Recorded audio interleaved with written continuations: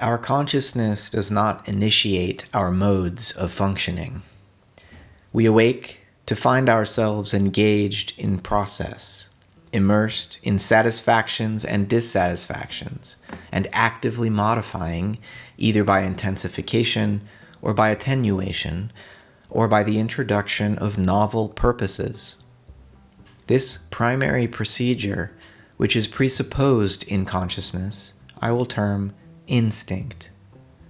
It is the mode of experience directly arising out of the urge of inheritance, individual and environmental.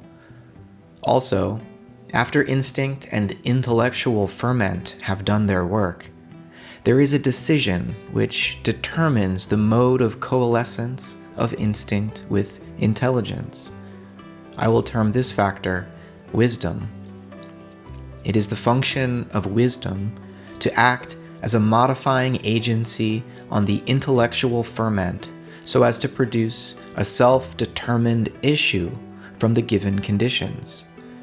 Thus, for the purpose of understanding social institutions, this crude threefold division of human nature is required: instinct, intelligence, wisdom. But this division must not be made too sharply. After all, intellectual activity is itself an inherited factor. We do not initiate thought by an effort of self-consciousness. We find ourselves thinking, just as we find ourselves breathing and enjoying the sunset. There is a habit of daydreaming, and a habit of thoughtful elucidation. Thus, the autonomy of thought is strictly limited, often negligible, generally beyond the threshold of consciousness. The ways of thought of a nation are as much instinctive, that is to say, are subject to routine, as are its ways of emotional reaction. But most of us believe that there is a spontaneity of thought which lies beyond routine. Otherwise, the moral claim for freedom of thought is without meaning. This spontaneity of thought is, in turn, subject to control as to its maintenance and efficiency. Such control is the judgment of the whole, attenuating or strengthening the partial flashes of self-determination. The whole determines what it wills to be, and thereby adjusts the relative importance of its own inherent flashes of spontaneity. This final determination is its wisdom, or, in other words, its subjective aim as to its own nature, with its limits set by inherited factors. Wisdom is proportional to the width of the evidence made effective in the final self-determination.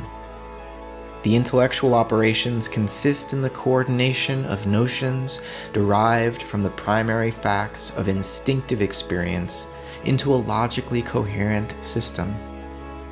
Those facts, whose qualitative aspects are thus coordinated, gain importance in the final self-determination. This intellectual coordination is more readily achieved when the primary facts are selected so as to dismiss the baffling aspects of things into intellectual subordination. For this reason, intellectual activity is apt to flourish at the expense of wisdom. To some extent, to understand is always to exclude a background of intellectual incoherence. But wisdom is persistent pursuit of the deeper understanding, ever confronting intellectual system with the importance of its omissions. These three elements, instinct, intelligence, wisdom, cannot be torn apart. They integrate, react, and merge into hybrid factors. It is the case of the whole emerging from its parts, and the parts emerging within the whole. In judging social institutions, their rise, their culmination, and their decay, we have to estimate the types of instinct, of intelligence, and of wisdom which have cooperated with natural forces to develop the story. The folly of intelligent people, clear-headed and narrow-visioned, has precipitated many catastrophes.